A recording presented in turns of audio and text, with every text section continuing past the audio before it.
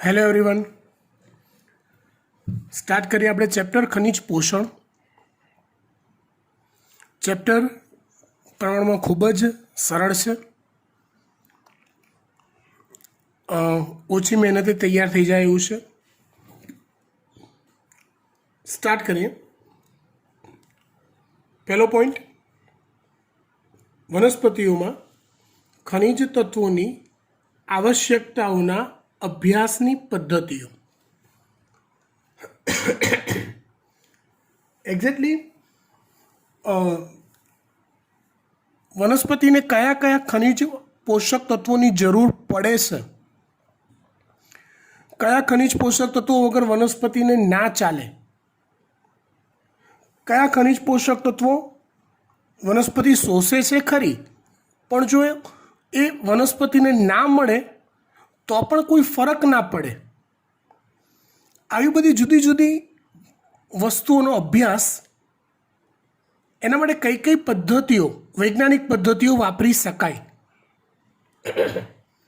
એ આપણે જોવાનું છે. જો સૌથી પહેલાં જુલિયન વાન સેચ નામના એક અગ્રણી જર્મન વનસ્પતિ શાસ્ત્રીએ સૌપ્રથમ દર્શાવ્યું કે વનસ્પતિઓને ભૂમિ કે જમીનની ગેરહાજરીમાં પોષક દ્રાવણમાં પુખ્તાવસ્થા સુધી ઉછેરી શકાય છે. મતલબ શું થયો? વાન સેચ નામના વૈજ્ઞાનિકે એવું સાબિત કર્યું કે જનરલી આપણે જે ભૂમિગત વનસ્પતિઓ હોય એના માટે એવું ઇમેજિનેશન કરીએ કે વનસ્પતિઓ જમીન પર જ ઉગે. વાન સેચે એવું સાબિત કર્યું કેવું, હું તમને કહું 2 મિનિટ, કે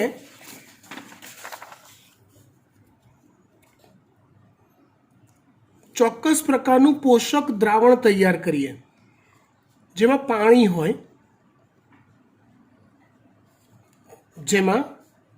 હોય, અને વનસ્પતિને જરૂરી હોય એવા વિવિધ ખનિજ પોષક તત્વો હોય, પાણી હોય તેમજ વનસ્પતિને જરૂરી હોય એવા બધા જ વિવિધ ખનિજ પોષક તત્વો હોય, બરાબર?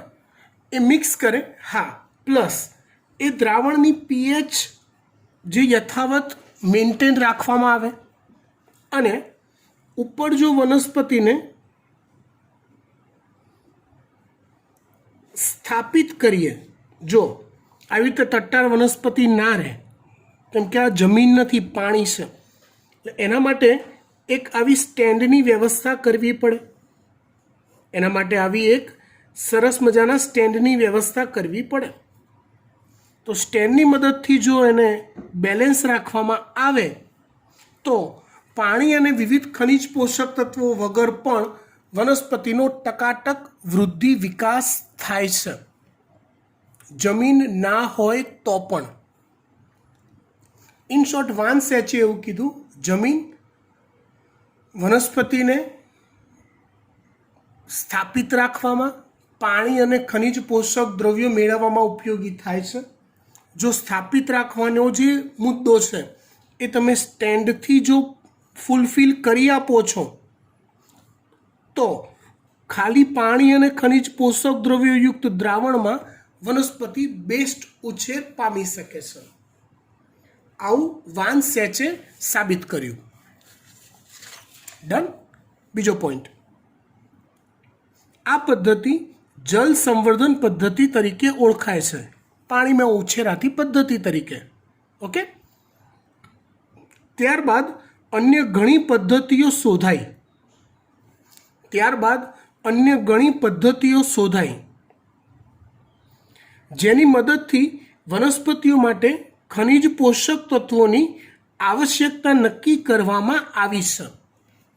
એટલે કયા ખનિજો, મિત્રો, હવે પહેલાંનો સમય આખો જુદો હતો કે જંગલમાં બધી જ વનસ્પતિઓ કુદરતી રીતે નેચરલી ઉગતી હતી. હવે વનસ્પતિ ઉછેર એક વિશાળ બિઝનેસ છે, જેને આપણે ખેતી કહીએ છીએ, બાગાયત કહીએ છીએ, બગીચાઓ બનાવીએ છીએ ફળફળાદીના, પુષ્પોના. તો આવા સંજોગોમાં બેસ્ટમાં બેસ્ટ પાક મેળવવો, બેસ્ટમાં બેસ્ટ ફળફળાદી પ્રાપ્ત કરવા એ બિઝનેસનો એક ફંડા થઈ ગયો. તો એના માટે વનસ્પતિને કયા કયા તત્વોની જરૂર છે, કયું તત્વ નહીં મળે તો ચાલશે, એની ચકાસણી કરવી અનિવાર્ય બની જાય છે. તો ત્યારબાદ અન્ય ઘણી પદ્ધતિઓ શોધાઈ જેની મદદથી વનસ્પતિઓ માટે ખનિજ પોષક તત્વોની આવશ્યકતા નક્કી કરવામાં આવી છે કે આટલા આટલા તત્વોની વનસ્પતિઓને જરૂર પડે છે. ઉપરોક્ત બધા જ પ્રયોગને અંતે તે નિષ્કર્ષ નીકળે, તારણ, નિષ્કર્ષ એટલે તારણ નીકળે કે વનસ્પતિઓને ભૂમિ વગર પોષક દ્રાવણમાં ઉગાડી શકાય છે.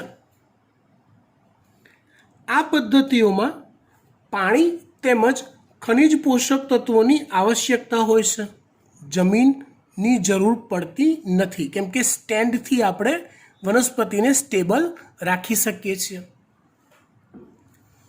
વનસ્પતિના મૂળને પોષક દ્રાવણમાં રાખવામાં આવ્યા. મૂળને ક્યાં રાખવામાં આવ્યા? પોષક દ્રાવણમાં. આ રીતે.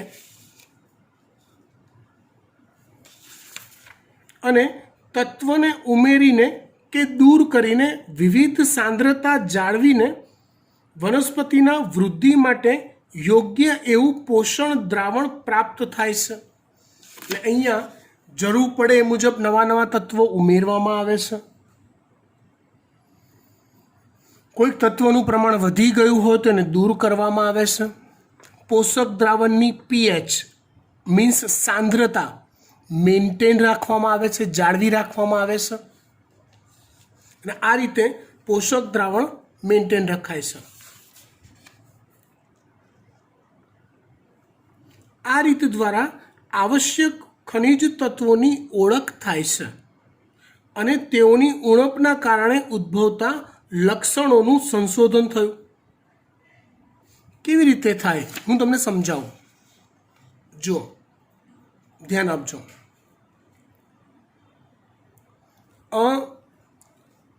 હું એવું કરું કે મારે એવું વિચારો, ચલો કે મારે વનસ્પતિના નાઇટ્રોજનની ઉણપથી કયા ચિહ્નો જોવા મળે. જો ભાઈ આપણે ખેતી ઉદ્યોગ કરતા હોઈએ તો વનસ્પતિના લક્ષણોમાં થયેલા ફેરફારને આધારે આપણે એ કન્ફર્મ કરી લેવું પડે, લક્ષણો પરથી જાણી લેવું પડે કે ભાઈ કયા તત્વની ઉણપ છે. તો કેવી રીતે જાણી શકાય? મારે ધારો કે નાઇટ્રોજનની ઉણપ જાણવી છે, તો એક પોષક દ્રાવણ હું એવું તૈયાર કરું કે જેમાં આઈડિયલી બધા જ ખનિજ પોષક તત્વોની યોગ્ય માત્રામાં ઉમેરીને રેડી કર્યું હોય દ્રાવણ. બીજું એક પાત્ર લઉં, same to same process repeat કરું. બીજી વનસ્પતિ લઉં, સેમ જાતની, સેમ પ્રકારની, પણ આ પોષક દ્રાવણમાં નાઇટ્રોજનનું ઉમેરણ ના કરું. આમાં બધું જ છે ઇન્ક્લુડિંગ નાઇટ્રોજન, આમાં બધું જ છે without nitrogen, including nitrogen, without nitrogen. બંનેનો ગ્રોથ થશે ત્યારે આ જે વિકાસ પામશે ને પરફેક્ટ પામશે, આઈડિયલ વિકાસ પામશે, બેસ્ટ. ને એની સામે આની અંદર કોઈક લક્ષણોમાં કોઈક લોચા જોવા મળશે. આનો વિકાસ પરફેક્ટ થશે, બેસ્ટ થશે, ને આમાં કોઈક ને કોઈક લોચા જોવા મળશે. સમજણ પડી? એ જે લોચા છે એને નાઇટ્રોજનની ઉણપના ચિહ્નો કહેવાય, અથવા એને નાઇટ્રોજનની ત્રુટિજન્ય અસરો કહેવાય. નાઇટ્રોજનની ઉણપના ચિહ્નો અથવા એને નાઇટ્રોજનની ત્રુટિજન્ય અસરો કહેવાય.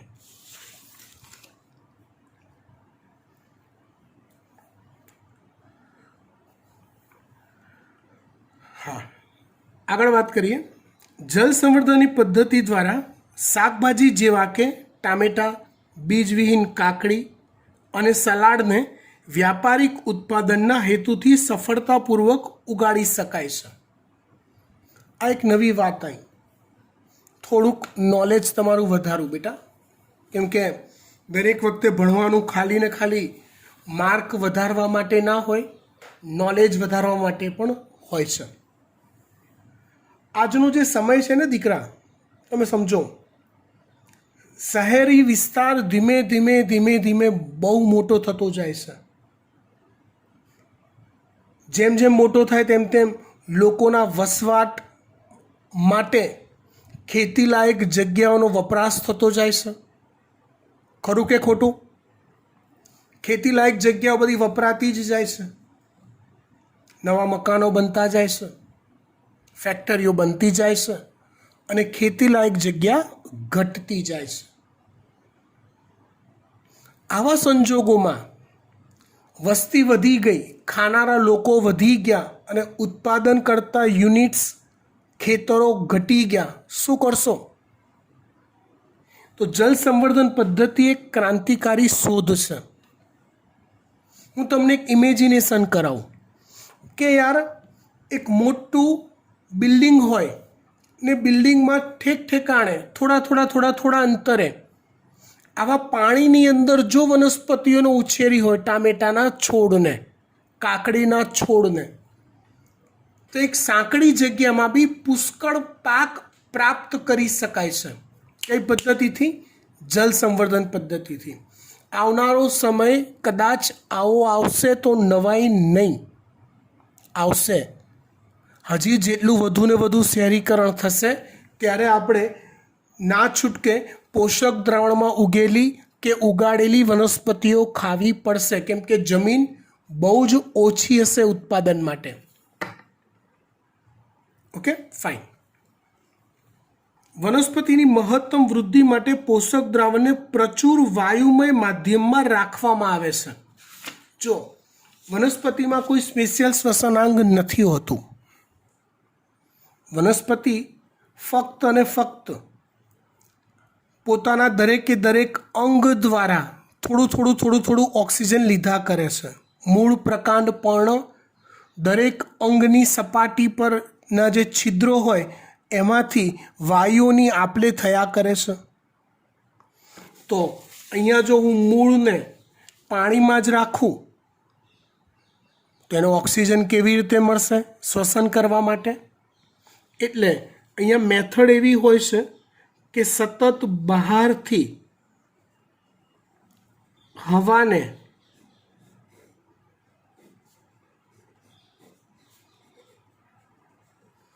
ફોર્સથી અંદર દાખલ કરતા રહેવામાં આવે છે.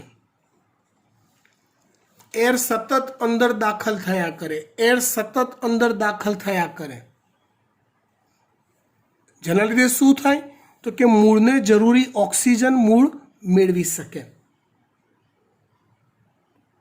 બાકીના ભાગો તો હવામાં છે, તે ત્યાંથી ઓક્સિજન મેળવી લેશે. પાણીમાં ડૂબેલા છે મૂળ, માટે એના માટે આ વ્યવસ્થા કરવી પડે છે. આગળ વધીએ.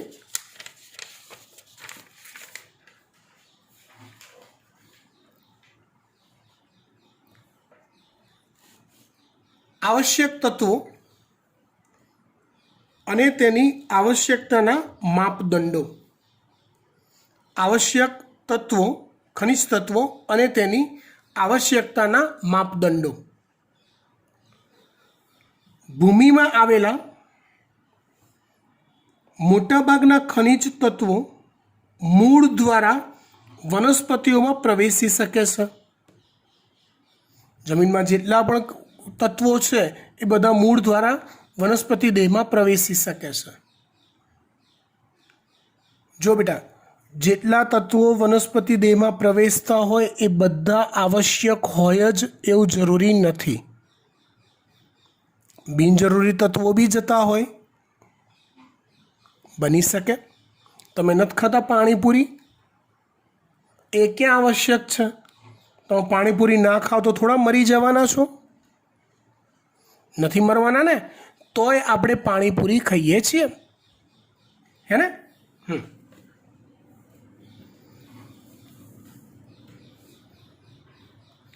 એટલે ભૂમિમાં આવેલા મોટાભાગના ખનિજ તત્વો મૂળ દ્વારા વનસ્પતિઓમાં પ્રવેશી શકે છે. મૂળ દ્વારા વનસ્પતિઓમાં પ્રવેશી શકે છે.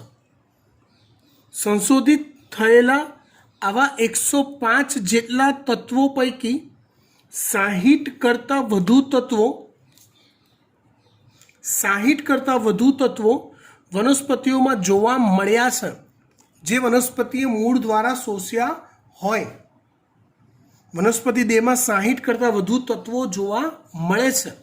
એમ કેટલીક વનસ્પતિઓની જાતિઓ સેલેનિયમનો સંગ્રહ કરે છે, જ્યારે કેટલીક વનસ્પતિઓ સોનાનો સંગ્રહ કરે છે. એટલે સેલેનિયમ એક વિશિષ્ટ ધાતુ છે, બહુ જ અલ્પ માત્રામાં મળતી હોય એવી જમીનમાં.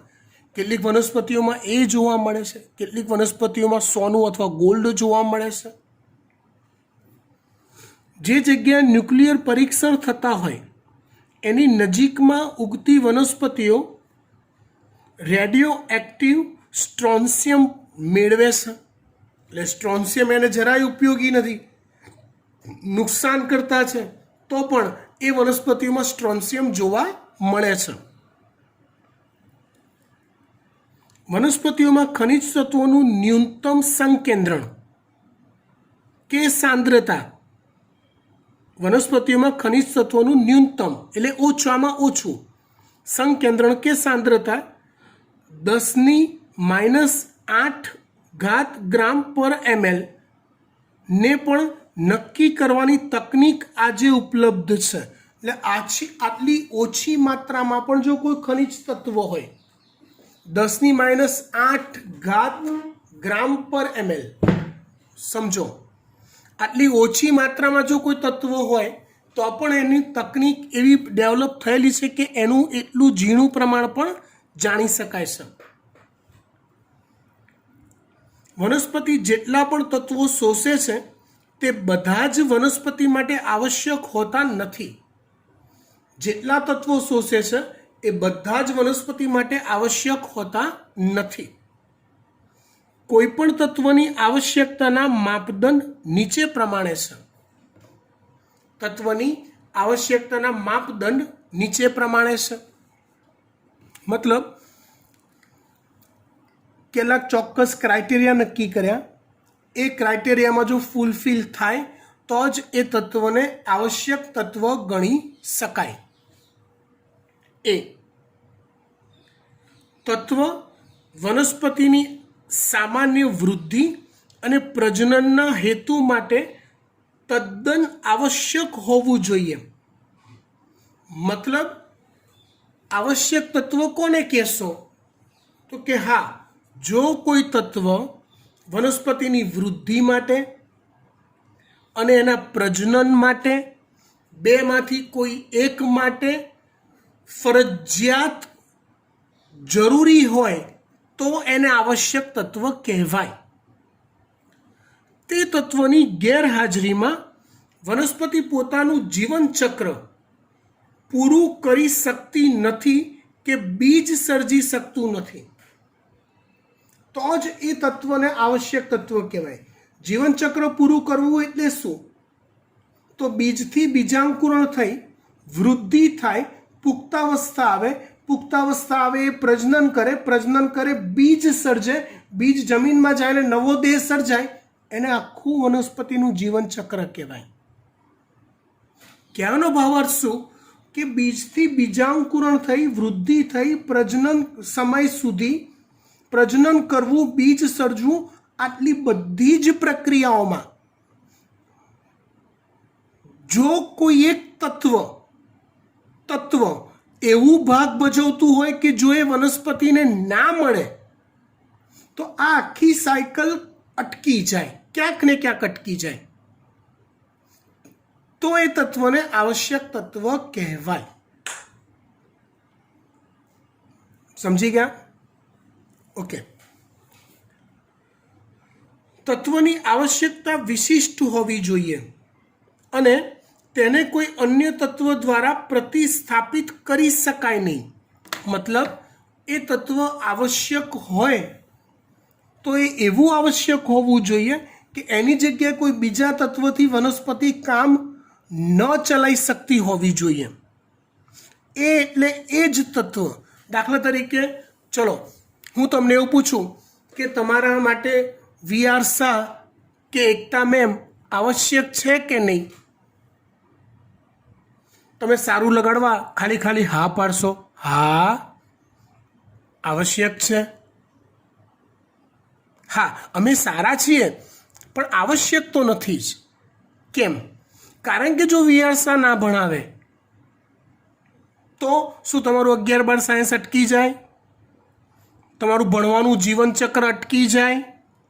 ના, બીજા ટીચર મળી જાય. મળી જાય ને? યસ. એ મળી જતા હોય તો એને આવશ્યક કહેવાય નહીં. હું જે ઉદાહરણ આપું છું ખબર પડી દીકરા? ફાઇન.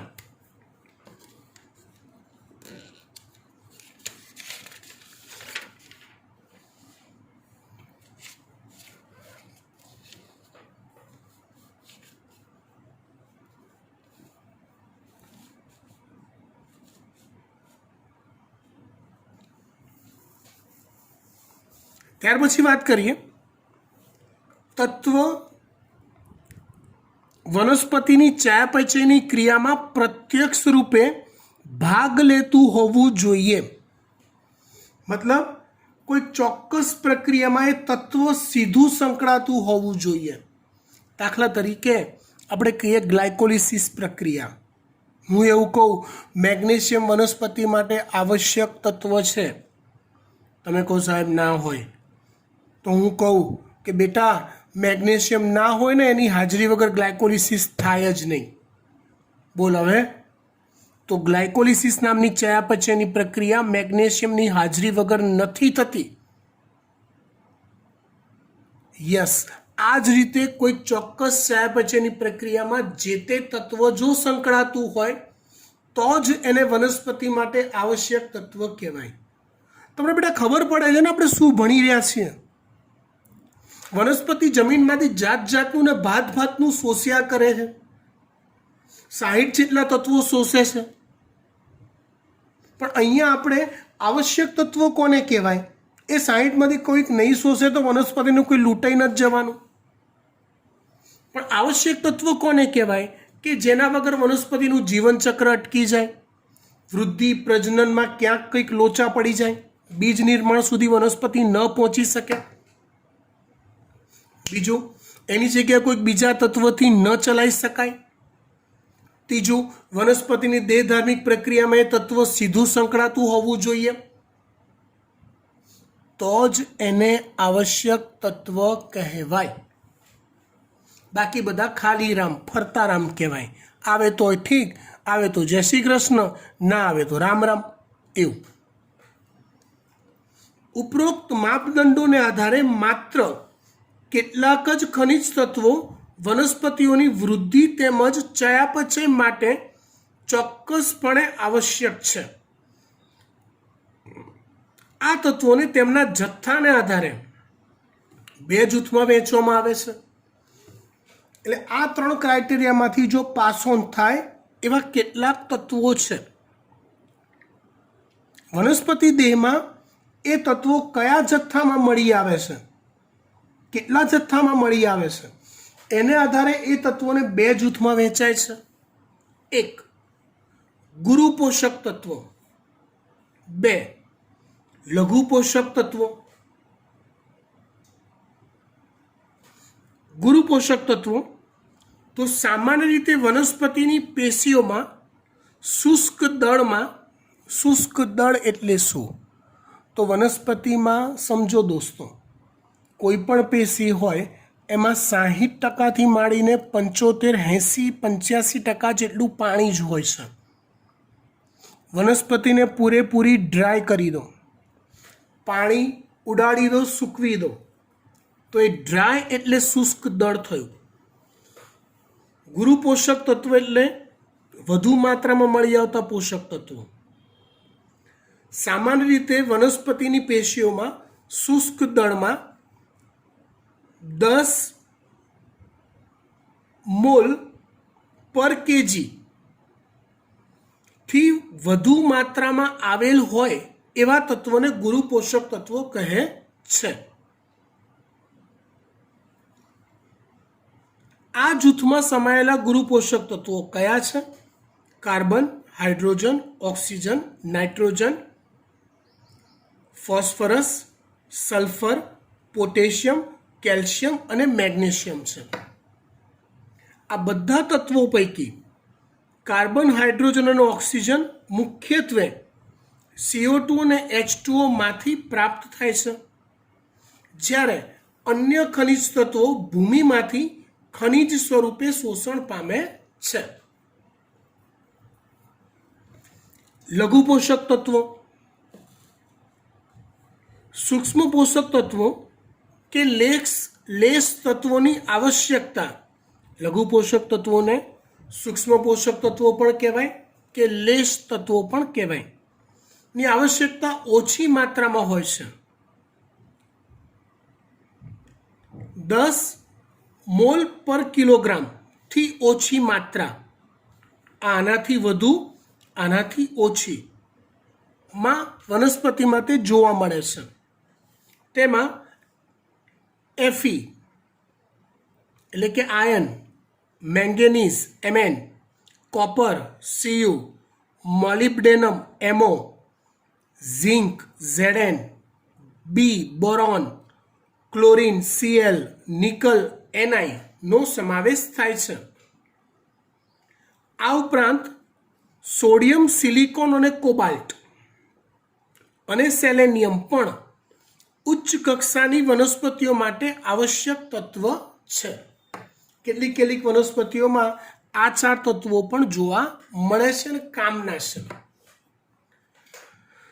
ઓકે, અહીંયા વાત પૂરી કરીએ છીએ. હવે આગળ વધીએ.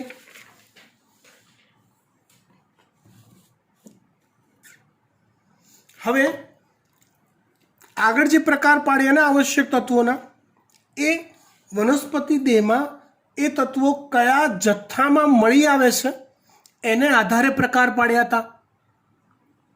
કયા જથ્થામાં મળી આવે છે એના આધારે પ્રકાર પાડ્યા હતા. આ જે પ્રકાર છે એ એના કાર્યને આધારે છે. વનસ્પતિ દેહમાં એ શું કામ કરે છે, આ પ્રકાર એના આધારે પાડ્યા છે. એક જૈવિક અણુઓના ઘટક તરીકે, એટલે વનસ્પતિમાં કોષોમાં કોઈ ચોક્કસ રચનાઓમાં સંકળાતા હોય એવા તત્વો, તેઓ કોષોના રચનાત્મક તત્વો તરીકે પણ ઓળખાય છે. કોણ? કાર્બન, હાઇડ્રોજન, ઓક્સિજન અને નાઇટ્રોજન. કોણ? કાર્બન, હાઇડ્રોજન, ઓક્સિજન અને નાઇટ્રોજન. 2. ઉર્જા સંબંધિત રાસાયણિક સંયોજનોના ઘટકો. ઉર્જા સંબંધિત રાસાયણિક સંયોજનોના ઘટકો તરીકે, મતલબ એટીપી જેવા હરિતકણ હોય તો એમાં એટીપી છે, હરિતકણની જે પ્રકાશ સંશ્લેષણની પ્રક્રિયા છે એના માટે મેગ્નેશિયમની હાજરી અનિવાર્ય હોય છે. તો હરિતદ્રવ્યમાં મેગ્નેશિયમ અને એટીપીના બંધારણમાં હોય એવા ફોસ્ફરસ. ઉત્સેચકોની સક્રિયતા અને અવરોધતામાં સંકળાયેલા હોય એવા, ઉત્સેચકોને સક્રિય કરવામાં કે ઉત્સેચકો સક્રિય હોય તો એને નિષ્ક્રિય કરવામાં ભાગ ભજવતા હોય એવા તત્વો. આ એના કાર્યો છે 1, 2, 3 એવા. Mg2+, રૂબિસ્કો અને પેપકેઝને સક્રિય કરે છે. Mg2+ એ રૂબિસ્કો આવી ગયું છે પ્રકાશ સંશ્લેષણમાં. પેપકેઝ ફોસ્ફોઇનોલ pyruvic acid કાર્બોક્સાઇલેસ, ફોસ્ફોઇનોલ pyruvic acid કાર્બોક્સાઇલેસ, short નામ પેપકેઝ ને સક્રિય કરે છે. કોણ? Mg2+. આ બંને ઉત્સેચકો પ્રકાશ સંશ્લેષણમાં કાર્બન સ્થાપન માટે અતિ મહત્વપૂર્ણ છે. આ બંને ઉત્સેચકો વનસ્પતિમાં કાર્બન સ્થાપન માટે અતિ મહત્વપૂર્ણ છે. Zn2+ આલ્કોહોલ ડિહાઇડ્રોજિનેઝને સક્રિય કરે છે. Zn2+ આલ્કોહોલ ડિહાઇડ્રોજિનેઝને સક્રિય કરે છે. શ્વસનના ચેપ્ટરમાં આવી ગયો આ ઉત્સેચક. મોલિબ્ડેનમ નાઇટ્રોજિનેઝને સક્રિય કરે છે. નાઇટ્રોજિનેઝ આ ચેપ્ટરમાં આગળ આવશે તો એને સક્રિય કરે છે. ચોથો પ્રકાર કોષની આશ્રુતિ ક્ષમતા બદલતા હોય એવા ઉત્સેચકો, એવા તત્વો. આશ્રુતિ ક્ષમતા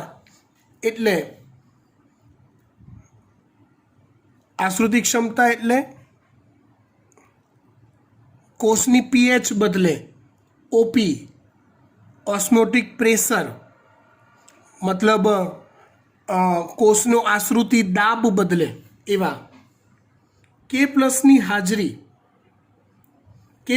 હાજરી વાયુરંધ્રોને ખોલવા અને બંધ કરવામાં અગત્યની ભૂમિકા ભજવે છે. વાયુરંધ્ર ખોલવા અને બંધ થવાની પ્રક્રિયા હોય તો એમાં જો તમને યાદ હોય તો સૌપ્રથમ રક્ષક કોષોમાં દ્રાવ્યનું પ્રમાણ વધે. દ્રાવ્ય તરીકે K+નું પ્રમાણ વધતું હોય છે. દ્રાવ્યનું પ્રમાણ વધે એટલે રક્ષક કોષોની સાંદ્રતા વધે. સાંદ્રતા વધે એટલે આસપાસથી એ પાણીનું શોષણ કરે. રક્ષક કોષો ફૂલે, આશુન થાય અને રંધ્ર ખુલે. તો એને ખુલવા અને બંધ થવાની ક્રિયામાં K+ અનિવાર્ય છે. ઓકે, એનીવે આટલે સુધી રાખીએ છીએ. વધુ આવતા અંકે. Thank you so much.